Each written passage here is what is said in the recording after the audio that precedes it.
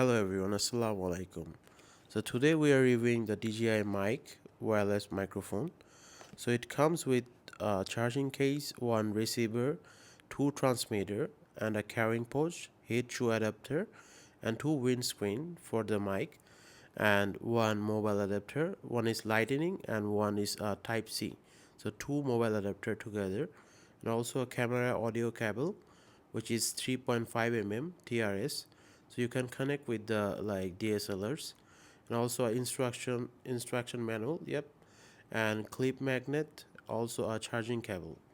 So I think it's like charge up to like 15 hours of battery life.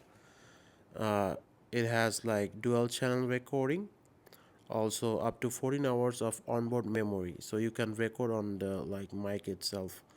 Also like 250-meter transmission range, so you can go like 250 meter for like you can record it. Also it's portable and compact, and it has wide compatibility. I think this one is recording by the DJI mic, so I think you can get how it sounds like. So yeah, if you like my channel, you can subscribe me. Also, I will be updating about like travel box takes, and I love cars, so I will upload about it. So yeah, thank you so much. Please subscribe.